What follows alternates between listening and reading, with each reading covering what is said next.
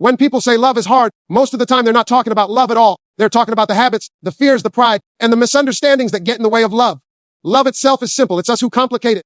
Because real love doesn't ask you for magic, it asks you for maturity. It doesn't ask you to be perfect, it asks you to be present. It doesn't demand that you know everything, it demands that you learn, grow, and show up. But somewhere along the way, people started confusing drama with passion, mixed up communication with connection, and turned relationships into battlegrounds instead of partnerships built for peace. And that's where everything starts to fall apart. Most relationships break not because love died, but because egos grew. Somebody wanted to be right instead of understanding. Somebody wanted control instead of cooperation. Somebody got scared and shut down instead of opening up. So what happens? Two people start building walls instead of bridges. They stop talking out of patience and start talking out of frustration. They stop listening to understand and start listening to win. And the moment that shift happens, love starts suffocating under layers of complications that never had to be there in the first place. You see, love isn't this confusing, unpredictable storm people make it out to be. It's predictable when you handle it with care. It's stable when you treat it with respect. It's fulfilling when you bring honesty into it. But people inject confusion into love because they enter relationships carrying old wounds that they never healed. They bring childhood fear into adulthood commitments. They bring broken expectations, comparisons, and insecurities and expect love to fix what they never addressed. Love can guide you, elevate you, strengthen you, but it cannot do your internal work for you. And when two unhealed people come together, expecting the other person to be their bandage, both end up bleeding. Love goes wrong when people start focusing more on what they're getting instead of what they're giving.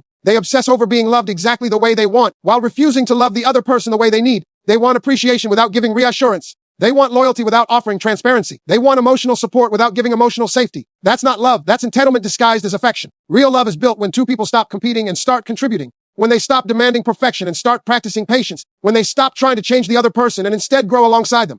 Love becomes complicated when people hide who they really are in the beginning. They pretend their standards don't matter. They act like they don't care. They tolerate things they know they can't accept long term. They lie about what they want because they're afraid of scaring someone away. And then months later, when they finally reveal the real version of themselves, the relationship collapses under the weight of confusion. You can't build something real on top of a fake foundation. You can't expect honesty to flourish in soil that was planted with pretense. Love requires that you show up authentically from day one, not only when it's convenient. People also make love hard because they stop investing once the relationship feels secure. They assume effort is only needed in the beginning. They treat love like a sprint instead of a marathon. But love grows where consistency lives. You can't water a plant once and expect it to survive. You can't compliment someone only during the honeymoon phase and expect them to feel valued years later. You can't communicate only when something is wrong and expect the relationship to feel emotionally safe. Love demands ongoing effort, not occasional convenience. The moment someone stops trying, love starts dying in silence. Another reason people complicate love is they never learned how to communicate without attacking. They speak from triggers instead of truth. They express frustration instead of vulnerability. They shut down instead of saying, I'm hurt and I need reassurance. They assume the worst instead of asking for clarity. And because of that, small issues turn into big battles. Misunderstandings turn into resentment. Silence turns into emotional distance. Most couples don't break because of the big problems. They break because of the small conversations that never happened. Because someone didn't say, this bothered me, so it grew. Someone didn't say, I need you, so they drifted. Someone didn't say, I'm sorry, so pride finished what love could have saved. People also make love harder than it needs to be by expecting their partner to think exactly like them. They forget that relationships are not meant to be mirrors, they're meant to be partnerships. Two people with different experiences, different perspectives, different emotional wiring. The goal is not to be identical, the goal is to be aligned. But alignment requires understanding, not assumptions. It requires asking questions instead of jumping to conclusions. It requires learning the way your partner receives love instead of forcing them to accept it the way you give it. When people start loving with empathy instead of ego, love becomes easier than they ever imagined. Another problem is people let the world influence their relationship more than they let their relationship influence their relationship. Social media lies to them. Movies give them false expectations. Friends who don't have stable relationships themselves start giving opinions. People begin comparing their reality to someone else's highlight reel and start feeling like what they have isn't enough. But love isn't supposed to look like a perfect Instagram post. It's supposed to look like two imperfect people choosing each other every single day. When you stop comparing, you start appreciating. And appreciation builds connection faster than any miracle cure for relationships. People also underestimate the power of peace. They choose partners who excite them but don't respect them. They chase chemistry and ignore compatibility. They fall for words but overlook consistency. And then they wonder why the relationship feels unstable. Love becomes complicated when you prioritize temporary feelings over long-term values. When you choose someone who entertains your heart but neglects your soul. True love is not found in chaos, it's found in the calm, steady loyalty of someone who shows up even when it's inconvenient. When people start valuing peace instead of drama, they realize love was never hard, they were just choosing hard situations. And the final way people complicate love is by forgetting that relationships are a team sport. Two people playing together, not against each other. Two people sharing accountability, not placing blame. Two people working through problems, not running from them. When one person feels like they're carrying the entire relationship, resentment builds. When both people carry it together, love becomes lighter than they expected. When people talk about love being complicated, what they usually mean is that someone in that relationship keeps choosing the complicated path. Love at its core has always been simple. It's people who come in with their ego, their pride, their past wounds, their stubbornness, and suddenly something that should feel natural becomes something they treat like a wrestling match. And it's because they refuse to understand one truth: communication is the oxygen of every relationship, and without it, even the strongest love suffocates. You cannot love someone deeply and communicate with them shallowly. It doesn't work. You can't be silent, distant, guarded, or passive-aggressive and expect the relationship to grow. Growth requires truth. Truth requires expression. And expression requires courage. Not loudness, not intensity, not drama, just courage. And the courage to communicate is not about saying everything perfectly. It's about being real enough to speak what you feel without fear of being misunderstood, and patient enough to listen when the other person is doing the same. Far too many people hear to respond instead of hearing to understand. They go into conversations trying to win instead of trying to build. The moment you turn love into a battlefield, nobody wins. You may win the argument, but you lose the connection. You may win the point, but you lose the moment your partner needed grace. You may win the debate, but you lose the intimacy that could have changed everything. Communication is not a weapon. It's a bridge. And too many people burn that bridge every time emotions rise. Real communication means you don't shut down when things get uncomfortable. You don't run from conversations because you're scared of confrontation. You don't throw sarcasm, anger, or silence at the person you say you love. You face the issue with the intention to fix it, not to fight it, and you don't wait until resentment builds up. You don't wait until everything explodes. You don't wait until the relationship is hanging by a thread. You speak early, gently, honestly, and consistently. That's how love stays healthy. People often misunderstand each other not because the message is wrong, but because the delivery is careless. Words have weight. Tone has impact. Timing matters. You can say the right thing the wrong way and destroy a whole evening. You can say the wrong thing at the wrong time and break trust for months. You can express a simple need with an attitude and suddenly it becomes an argument instead of a conversation. So communication is not just speaking, it's speaking with intention, maturity, and love. One of the biggest problems in relationships today is that people expect their partner to read their mind. They walk around upset but refuse to explain why. They hold grudges in silence, hoping the other person magically figures it out. They assume, they guess, they make up stories in their head, and then they punish their partner for something that was never even discussed. You cannot build a life with someone if the two of you aren't willing to speak openly about what you want, what you fear, what you need, and what hurts you. Closed mouths create distant hearts. If you want closeness, you have to talk. But communication isn't just about expressing your truth. It's also about hearing theirs. Listening is a skill too many people think they already mastered, but most haven't. Listening doesn't mean waiting for your turn to speak. It means being fully present, not scrolling your phone, not rehearsing your comeback, not defending yourself before you even understand what they're saying. It means letting them finish, letting them feel safe, letting them know their voice matters. When someone feels unheard, they start shutting down. When someone feels invisible, they start pulling away. When someone feels dismissed, they stop trying. And once they stop trying, the relationship starts dying piece by piece. A lot of couples communicate only during conflict. They wait until things are broken before they talk about them. They wait until emotions are boiling over before they admit something's wrong. But the healthiest relationships communicate every day, even when things are good. They check in. They express gratitude. They talk about what's working. They talk about what they're dreaming of. They talk about the small things because the small things turn into big things if ignored. Communication should be a daily habit, not a crisis response. Another part of communication people forget is honesty about feelings.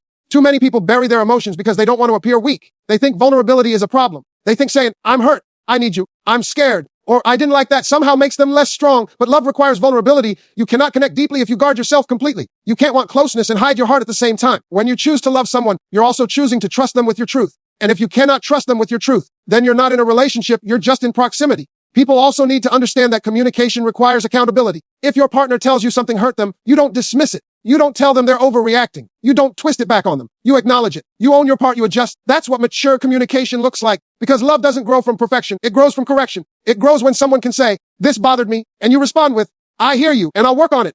You don't need to be flawless, but you do need to be willing. Communication also means telling the truth even when the truth is uncomfortable. Far too many relationships break because someone hid the small things until they became big things. They avoid communication because they fear conflict, not realizing that silence creates bigger conflicts. Speaking up early creates peace later. If something feels off, you talk about it. If you feel distant, you address it. If you feel unappreciated, you express it. Not with anger, not with blame, but with honesty. Truth said with love is how a relationship strengthens. And you can't forget that communication requires consistency. You can't communicate deeply one day and disappear emotionally the next. You can't be open this week and shut down next week. You can't expect your partner to feel secure when you communicate only when it's convenient for you. Consistency builds safety. Safety builds trust. Trust builds longevity. And longevity builds relationships worth keeping.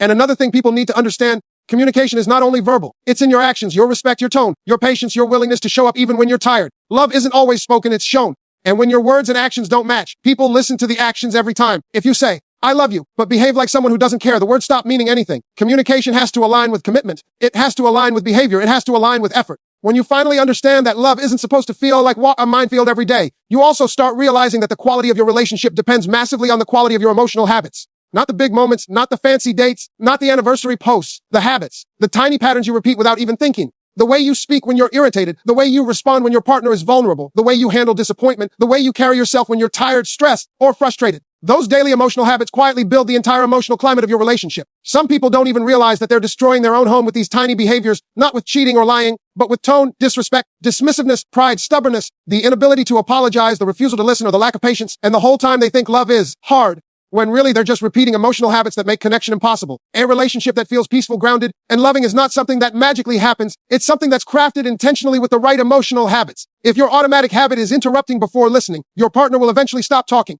If your habit is raising your voice instead of lowering it, they'll start protecting themselves instead of opening up. If your habit is assuming the worst, you'll never see the best. Emotional habits turn into emotional patterns, and emotional patterns turn into the emotional culture of your home. And whatever becomes normal in your home becomes what your partner expects from you. That's why you can meet two completely different couples dealing with the same problem and see one falling apart while the other gets even stronger. The difference is not the problem. It's the emotional habits they bring into the problem. Some people go straight into defensiveness. Others go straight into blame. Others go straight into silence. Others go straight into assuming their partner meant harm. And every time they repeat these patterns, they train their partner to see them through a lens of tension instead of safety. When you start building healthier emotional habits, you change the entire relationship without having to do something dramatic or expensive. It starts with training your emotional reflexes. You don't need perfection, you need awareness. When something upsets you, instead of exploding, take a breath and respond instead of reacting. When your partner expresses something uncomfortable, instead of getting offended, try to understand why it matters to them. When they're vulnerable, don't weaponize it later. When they're wrong, don't humiliate them, guide them. When you're wrong, apologize with humility instead of excuses. Emotional habits determine whether your partner feels safe or scared, loved or tolerated, understood or ignored. People stay where they feel emotionally safe, not where they feel judged. They open up where they feel heard, not where they feel belittled. They soften where they feel cared for, not where everything turns into an argument. Tiny emotional habits decide whether you build a love that grows or a love that drains. And understanding emotional habits is also understanding triggers, yours and theirs. You can't build a lasting relationship if you're constantly triggered and calling it personality. Some people have been carrying emotional scars from past relationships, from childhood, from old betrayals, from family issues, and they drag those scars into a new relationship without even noticing. Then they wonder why reactions are bigger than situations. If your emotional habit is to assume someone's trying to hurt you, you'll respond with hostility even when they're trying to help. If your habit is shutting down, your partner will feel like they're living with a wall. If your habit is comparing, you'll never appreciate what's actually happening in front of you. Emotional maturity doesn't mean you don't feel. It means you don't let your feelings ruin the relationship you're trying to build. And one of the most important emotional habits you can build is learning how to disagree with love. People think arguments ruin relationships. They don't. The lack of emotional control inside the argument does. The disrespect, the sarcasm, the name, calling, the coldness, the dismissive attitude, the whatever mindset, the desire to win instead of understand. A disagreement handled with respect can bring you closer than a week of pretending everything is fine. But a disagreement handled with disrespect can undo months of good moments in a single conversation. Emotional intelligence is not an optional skill. It's the backbone of every healthy relationship. Some people want love but don't want accountability. They want commitment but don't want correction. They want loyalty but don't want to change harmful habits. They want peace but keep repeating behavior that destroys peace. You can't have both. You get the love you're willing to grow for. Another emotional habit that transforms relationships is practicing gratitude. Not just thinking it, expressing it. A simple, thank you. I appreciate you. I noticed what you did. That meant something to me. So many people feel unloved in relationships not because their partner doesn't care, but because their partner doesn't express it. Gratitude is emotional oxygen. Without it, the relationship suffocates. You should never get so comfortable that you stop appreciating the little things your partner does. And the emotional habit of gratitude becomes even more important during stressful seasons. When life gets hard, jobs, finances, family issues, responsibilities, that's when irritation rises, and that's when gratitude becomes a stabilizer. If you don't make gratitude a habit, stress will make negativity the default. Building healthy emotional habits also means protecting your partner emotionally, not letting outsiders, friends, family, or strangers have more emotional access than your partner. Not venting to the world before you talk to the person living with you. Not letting negative influences shape the way you treat your partner. And definitely not allowing disrespect from anyone toward your relationship. Emotional loyalty is just as important as physical loyalty. What you allow into your mind eventually shows up in your relationship. Respect, boundaries, care, communication. These things aren't just habits, they're protection. And the strongest relationships aren't the ones with the least problems, but the ones with the healthiest emotional habits for facing those problems together. And finally, the emotional habit of showing love in the way your partner receives it, not just the way you prefer to give it. Some people need words, some need time, some need affection, some need reassurance, some need consistency. Love is not a one-size-fits-all. You have to learn your partner the way you would learn anything important. You can't guess your way into someone's heart. When you pay attention to what makes them feel valued, loved, and secure, you build trust without forcing it. And when you repeat those habits daily, you make love easier, not harder. Love becomes something you both look forward to instead of something you both struggle to survive.